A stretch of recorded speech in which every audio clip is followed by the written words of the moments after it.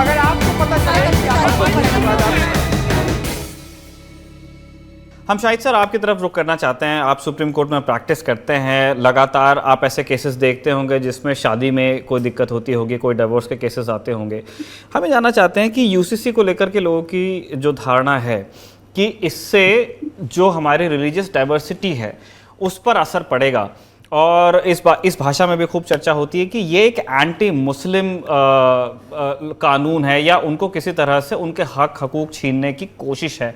आपका तो कानून से बहुत साबका पड़ता है, आप क्या सोचते हैं इस बारे में, आपकी क्या राय है? देखिए, इसमें जो आपने बात कही एंटी मुस्लिम, मैं वहीं से शुरू कर लेता हूं। जब यूसीसी के लिए आर्टिकल 35, पहले ये था आर्टिकल 35, जब ड्राफ्ट बिल था तो आर्टिकल 35 में चर्चा हुई थी, तब भी सिर्फ इसी बारे में चर्चा हुई थी और ये कहा गया था कि ये एंटी मुस्लिम बिल है।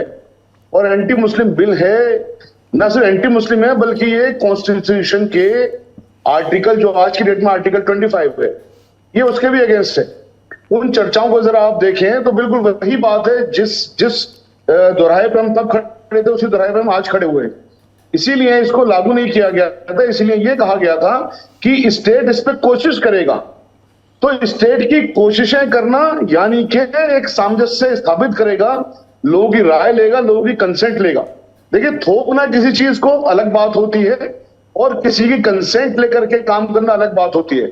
आज यूसीसी भले लागू नहीं है, लेकिन आप देखिए हमारे मुल्क के अंदर एक स्पेशल मैरिज एक्ट है, यानी जो कंसेंटिंग पार्टियां हैं अगर वो अपनी शादी स्पेशल मैरिज एक्ट में रजिस्टर्ड करवाती हैं तो उसमें फिर यूसीसी की जरूरत कहां रह गई? वो अपनी शादी वहां रजिस्टर्ड करवा सकते हैं। उसके बाद में जो स्पेशल मैरिज एक्ट का कानून है उसके तहत जो तमाम प्रावधान है वो चलेंगे। इसी तरह से इंडियन सक्सेशन एक्ट उस पर लागू होगा, यानी कि जो इनहेरिटेंस है, इनहेरिटेंस चूंकि कुरान में अच्छा खासा, कुरान में अल्लाह सुब्हानहू व तआला ने आयतें उतारी हैं इनहेरिटेंस के बारे में, ऐसे शादी के बारे में अल्लाह ताला ने आयतें उतारी हैं, ऐसे ही डिवोर्स के बारे में अल्लाह ताला ने आयतें उतारी हैं। तो ये जो आर्टिकल 25 में एक अधिकार दिया गया है, फंडामेंटल राइट दिया गया है तमाम मुसलमानों को, जो भी इस्लाम को मानते हैं, उन लोगों को, और तमाम जो दूसरे मजहब को मानते हैं उन लोगों को भी, कि आप अपने अपने मजहब को मान सकते हैं। तो यहां पर एक इस तरह का कानून लेके आना जहां पर स्टेट तय करेगा कि आपका चाहे मजहब कोई भी हो, आपको ये कानून मानने होंगे। मेरा कहना यह है कि आज की डेट में यूसीसी गॉड हो चुका है, यूसीसी की कोई जरूरत नहीं है। यूसीसी ना सिर्फ डाइवर्सिटी को अटैक है, यूसीसी ना सिर्फ भारत की रूह को अटैक है, बल्कि यूसीसी की आज की डेट में कोई जरूरत नहीं है, क्योंकि हमारे पास अगर औरत जो शादीशुदा औरत डिवोर्स हो गया है या उसको मेंटेन नहीं किया जा रहा है, अगर वो मेंटेनेंस की बात करती है तो हमारे पास में डोमेस्टिक वायलेंस लॉ है, डोमेस्टिक वायलेंस एक्ट है। अगर हमारे पास में बच्चों के परवरिश की बात है या बच्चों के जो एडॉप्शन की बात है तो हमारे पास इंडियन एडॉप्शन एक्ट है, हमारे पास इंडियन मेजोरिटी एक्ट है, हमारे पास अगर इनहेरिटेंस की बात करूं तो हमारे पास में इंडियन सक्सेशन एक्ट है। तो हमारे पास में जितनी भी चीजें आज की डेट में आप यूसीसी के माध्यम से लेके आना चाहते हैं, तमाम चीजें मौजूद है। सिर्फ फर्क इतना है, सिर्फ फर्क इतना है कि जो लोग चाहते हैं कि उन लोगों का निवारण, उन लोगों की परेशानियों का निवारण, या उन लोगों के शादी ब्याह, या उन लोगों का मेंटेनेंस, या उन लोगों का इनहेरिटेंस, या उन लोगों का एडॉप्शन उन कानून के जरिए होगा, वो बाखुशी उन कानूनों का रिफ्यूज ले सकते हैं, उन कानूनों का बेनिफिट्स ले सकते हैं, उन कानूनों की प्रोटेक्शन ले सकते हैं। तो जब हमारे देश में तमाम कानून आज की डेट में आ चुके हैं, तो यहां पर ऑनरेबल प्राइम मिनिस्टर साहब का एक सवाल में यह कहना कि मुसलमानों को डरने की जरूरत नहीं है, यानी यूसीसी को सबसे पहले बार में जो एक एंगल दिया, कम्युनल एंगल, वो किसी और ने नहीं, खुद प्राइम मिनिस्टर साहब ने दिया। तो उसकी शुरुआत आप जब कर रहे हैं, मुसलमानों को डरने की जरूरत नहीं, यानी कि आपने मुसलमानों को डराने का काम कर रहे हैं, कि साहब किस तरह से आप प्रोजेक्ट कर रहे हैं कि यूसीसी सिर्फ और सिर्फ मुसलमानों के खिलाफ है। जबकि हकीकत बात यह हमारे देश की अगर आप देखिए हमारा देश विविधता का देश है, डाइवर्सिटी का देश है, और ये डाइवर्सिटी इतनी खूबसूरत चीज है कि एक ही दिन, बल्कि एक दिन पहले पाकिस्तान पैदा हुआ था हमसे, उसके 2 टुकड़े हो गए, क्योंकि वहां डाइवर्सिटी नहीं है। हमारे देश में डाइवर्सिटी है और हम लगातार तरक्की करते जा रहे हैं। हम दुनिया के जो सबसे ज्यादा ताकतवर देश हैं उनकी श्रेणी में हम शामिल होने जा रहे हैं, शामिल हो भी चुके हैं तकरीबन। वही एक दूसरा देश है जहां पर डाइवर्सिटी नाम की चीज नहीं है, उसके 2 टुकड़े हो गए और 5, 6, 10 टुकड़े उसके होने को तैयार हैं। तो इतनी खूबसूरत चीज को आप खत्म करना चाह रहे हैं। एक ऐसा देश, भारत वो देश है जहां पर हर 15 किलोमीटर पर, हर 15 किलोमीटर पर जबान चेंज हो जाती है, लोगों का कस्टम चेंज हो जाता है, कल्चर चेंज हो जाता है, यहां तक कि मैं बहुत अदब के साथ कह रहा हूं, यहां तक कि भगवान भी चेंज हो जाते हैं। जो नॉर्थ में पूजे जाते हैं साउथ में नहीं पूजे जाते हैं, एंड वाइस वर्सा। तो ऐसे देश में आप अगर यूसीसी की बात करेंगे, आप अगर ये बात कहेंगे कि साहब एक परिवार एक ही कानून, तो ये मेरा ख्याल है भारत के संविधान के साथ नाइंसाफी होगी। भारत के जो आर्टिकल है संविधान में हमारे में आर्टिकल 25, ये उसको खत्म करने की एक गहरी साजिश है। ये अटैक है इंडिया के सोल पर, इंडिया के रूह पर। सर, आप आर्टिकल 25 की बात कर रहे हैं जिसके अंदर रिलीजियस फ्रीडम की बात है, और वो बात बिल्कुल जायज़ है कि उसमें कॉन्स्टिट्यूशन में लिखा हुआ है कि आप अपनी इंडिविजुअल प्रैक्टिसेस आप कर सकते हैं, और वो ऐसा हक है जो छीना भी नहीं जा सकता। इससे हम अग्री कर रहे हैं। हमें जानना चाह रहे हैं कि जैसे मुझे आपकी बात ऐसे सुन के लगा कि एक बड़ा मत है जो कि हमारे सवाल का भी हिस्सा था ही, कि यूसीसी को क्यों एक एंटी मुस्लिम कार्रवाई के तौर पे देखा जा रहा है। हम जानना चाह रहे हैं कि अब डेविल्स एडवोकेट अगर हम बन जाएं और हम ये कहें कि चलिए ठीक है, मान लेते हैं कि यही है, क्या एक विचार ये नहीं है कि अगर कम्युनिटी ने पहले बैठ करके खुद ही ये तय कर लिया होता कि जो चिंताएं जताई जा रही हैं महिलाओं के हकों को लेकर के, अगर उसे कम्युनिटी पहले एड्रेस कर चुकी होती, तब तो फिर ये कोई डिमांड ही नहीं आती कि कोई बाहर से आके आपको करेक्ट करे। क्या आपको भी ऐसा लगता है? सर, मैं बहुत रेस्पॉन्सिबिलिटी के साथ कह रहा हूं, बहुत रेस्पॉन्सिबिलिटी के साथ, और मैं इस पर डिबेट करने के लिए तैयार हूं भारत के जिस भी इंसान से आप करवाना चाहो उससे, विद ऑथेंटिक प्रूफ्स। सबसे कम रेट डिवोर्स का मुसलमानों के अंदर है, सबसे कम रेट। दूसरी शादी का जो रेशियो है वो भी सबसे कम मुसलमानों का है। और जो एडॉप्शन की बात है, जो इनहेरिटेंस की बात है, सबसे पहले लड़कियों को हक पैतृक संपत्ति में कुरान ने दिया सबसे पहले। और ऐसा हक दिया, ना सिर्फ उनकी लड़कियों को पैतृक हक दिया, बल्कि जो डिस्टेंट रिलेटिव्स हैं उनको भी हक दिया पैतृक संपत्ति में। तो आप इनहेरिटेंस पे बात करिए, आप मैरिज लॉज पे बात करिए, आप डिवोर्स पे बात करिए। और देखिए, जो आर्बिट्रेशन की बात है कि साहब अगर डिस्प्यूट हो जाए, तो सबसे दोनों पार्टी की तरफ से एक एक आर्बिट्रेटर ले लीजिए, डिस्प्यूट मत करवा दीजिए, डिवोर्स मत करवा दीजिए। डिवोर्स को एक आसान नहीं था, डिवोर्स हमारे इस्लाम के अंदर, कुरान के अंदर आसान नहीं बनाया। अल्लाह सुब्हानहू व तआला ने सबसे ज्यादा नापसंद किया डिवोर्स को। लेकिन जब पति पत्नी साथ नहीं रह सकते तो उनकी दहेज हत्या हो, उनको जला के मार दिया जाए, उन पर दूसरे जुल्म हो, उससे अच्छा यह है कि अब एक अच्छे अंदाज में, एक शरीफाना अंदाज में आप अपने अपने संबंध को विच्छेद कर लीजिए। लेकिन उससे पहले दोनों पार्टी की तरफ से एक एक आर्बिट्रेटर रखिए, उन दोनों पार्टी का मसला सुलझाने की कोशिश करिए। आप बात तो करिए जो कुरान के अंदर प्रोविजन है, जो मैरिजेस के रिलेटेड प्रोविजन है, जो एडॉप्शन के अंदर रिलेटेड प्रोविजन है, जो इनहेरिटेंस के रिलेटेड प्रोविजन है, जो डिवोर्स के रिलेटेड प्रोविजन है। मैं बात कर रहा हूं चैलेंज के साथ, आप बात तो करिए। इस्लाम के अंदर एक खामी दिखा दीजिए। देखिए, कुतर्क की बात नहीं कर रहा मैं, क्या आप कुतर्क करना शुरू कर दिए कि साहब दो शादी की बात करता है। इस्लाम दो शादी की बात को जनरल रूल नहीं बनाता है, एक्सेप्शन है जहां पर डेस्टिट्यूट्स हैं, जहां पर ऑर्फनेज की समस्या है, जहां पर लड़कियों को कोठे में बिठा दिया जाता है। इन तरह की समस्याओं को दो चार होने के लिए, जहां जिनके पति को इंतकाल हो गया है, इनको एक अच्छा समाज देने के लिए, अच्छी इज्जत की जिंदगी देने के लिए, उन तमाम प्रोविजन को कुरान ने अपने अंदर इनहेरिट किया है, कुरान ने अपने अंदर उन चीज को समाहित किया है। अब आप सोचिए कि आर्टिकल 25 जो हमें हक देता है कि साहब अपने मजहब को मान सकते हैं, हम कुरान को डिवाइन बुक मानते हैं, अल्लाह की किताब मानते हैं, अल्लाह का हुक्म मानते हैं, हम उससे विचलित नहीं हो सकते, हम उससे किसी भी तरह से हट नहीं सकते। चाहे कानून आप बना लीजिए या कुछ भी कर लीजिए, यह भी बात सच है कि जब कानून कोई बन जाता है तो हमें उसको मानना हमारा फर्ज हो जाता है। लेकिन हमारी कोशिश ये होती है, जो डेमोक्रेसी हमारे मुल्क के अंदर है, डेमोक्रेटिक सेटअप है, आप जिन बहानों के साथ में आप लेके आ रहे हो कि साहब इस्लाम एक रूढ़िवादिता का मजहब है, इस्लाम के अंदर हजार कमियां हैं, एक कमी पर आप ईमानदारी से बहस तो करिए। अगर आप कमी दिखा दें, मैं दूसरी बात कह रहा हूं, आप बेसिकली तीन एक्ट को इसके अंदर लेके आना चाहते हैं, एक इनहेरिटेंस, एक मैरिज, एक डिवोर्स। जितने भी दुनिया के अंदर, मैं हिंदुस्तान नहीं कह रहा, दुनिया के अंदर विधान मौजूद है इन तीन से रिलेटेड, और जो कुरान के अंदर मौजूद है, आप एक ओपन डिस्कशन उस पर करवा लीजिए, पार्लियामेंट में करवाइए, पार्लियामेंट के बाहर करवाइए। आप बेस्ट ले आइए इस्लाम से, आप ले आइए बेस्ट। मैं तो नहीं कह रहा कि इस्लाम वाला सबको लागू कर दीजिए, लेकिन जो हमारे पास बेस्ट है, हम अपने उस बेस्ट को क्यों खत्म होने दें? जिसकी दुहाई दी जाती है कि साहब औरतों को अधिकार नहीं मिलता, उनके लिए हमारे देश ने कानून बना दिया। वो डोमेस्टिक वायलेंस एक्ट में जाएं, कंप्लेंट करें, केस करते हैं, वहां से उनको जो मेंटेनेंस मिलना चाहिए मिलता है, हमारी कोर्ट्स देती हैं। जो उनके वारिसान का हक की बात है, वो जाइए, जिसने अपने बच्चे की कस्टडी लेनी है वो जाइए, Indian minority act, Indian majority act में जाइए, वहां पर कस्टडी एक्ट के अंदर जाइए, वहां पर किसने रोका है आपको? रोका नहीं है। इस एक्ट की वकील में जरूरत क्या है जब ऑलरेडी एक्ट मौजूद है तो? और वहां पर दोनों पार्टियां खुशियों से अपने उन अख्तियारात को इस्तेमाल कर सकती हैं।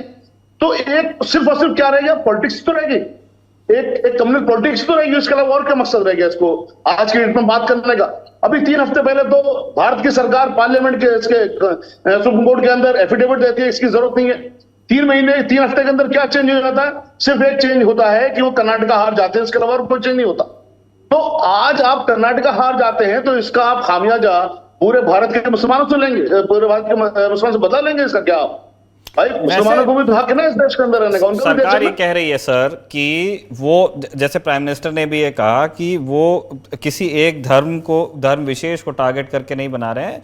मतलब उनका कहना है कि जो जेंडर जस्टिस के विषय हैं ये सारे ही धर्मों से जुड़े हुए हैं। हिंदू धर्म के अंदर भी स्क्वायर एंड फेयर अभी चीज़ें नहीं हैं, मतलब वो 90% के आसपास चीज़ें हैं, लेकिन उनमें बिल्कुल सुधार की ज़रूरत है।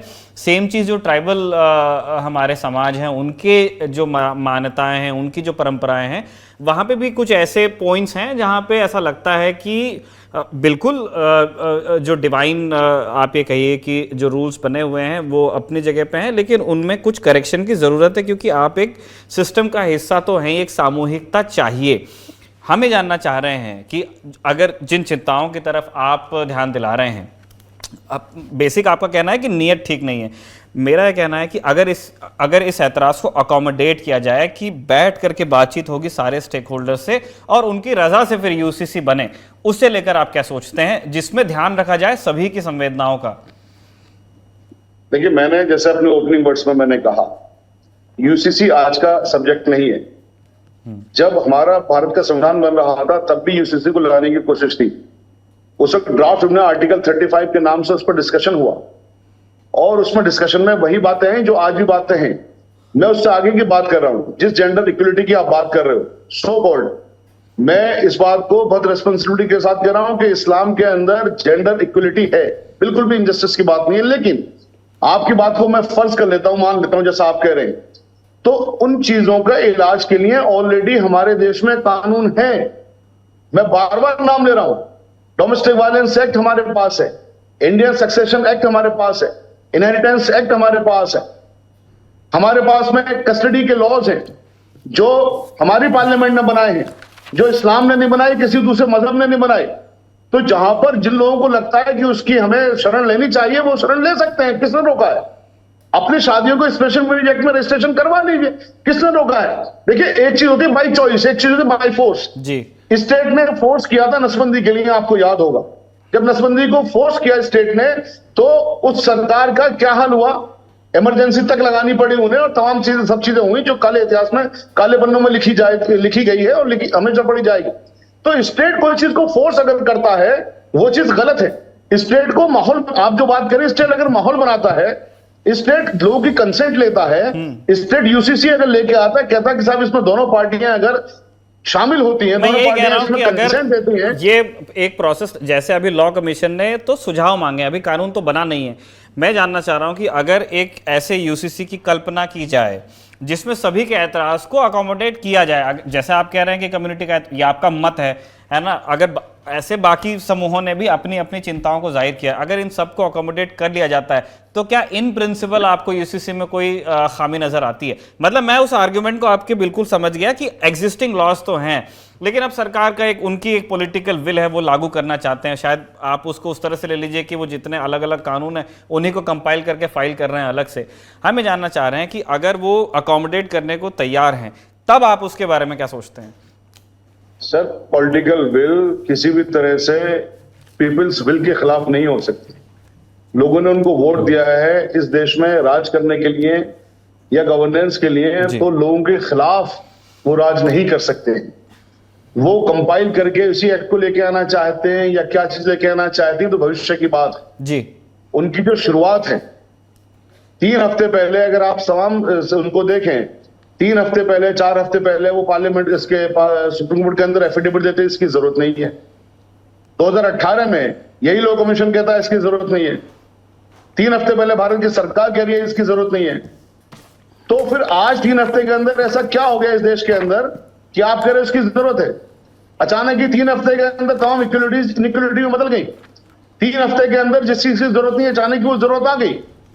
अनडाउटेडली ये वही कंपाइल करेंगे और कुछ नहीं करेंगे।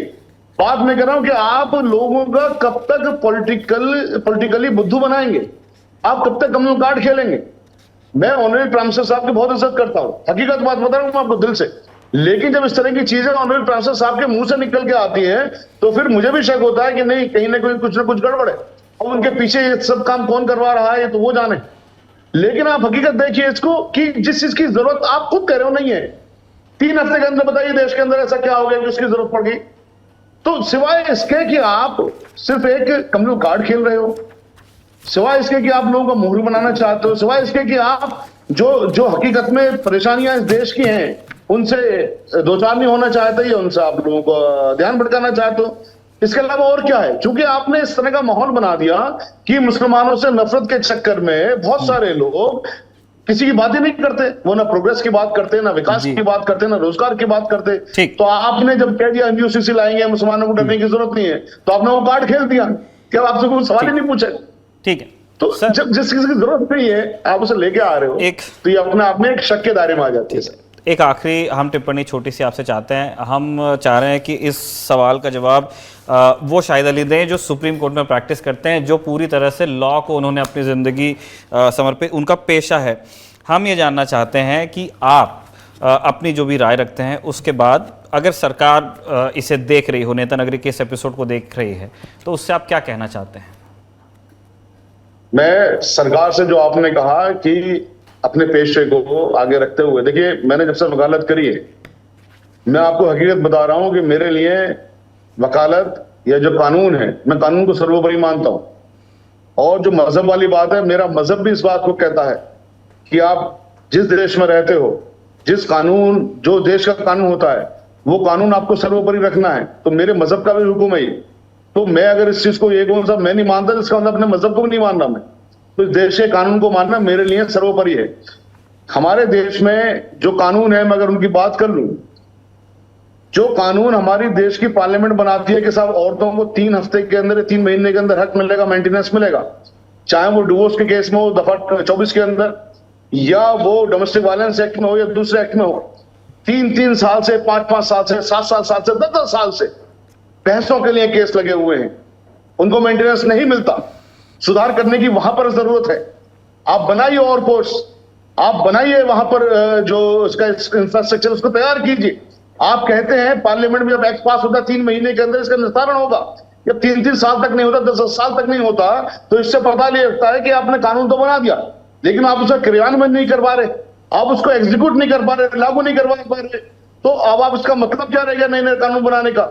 जो कानून है आप उनको एक बार क्रियान्वयन करके तो देखिए, एग्जीक्यूट करके तो देखिए। अगर आपको उसकी जरूरत लगती है तो हम यूसीसी में बात करेंगे, जरूर करेंगे।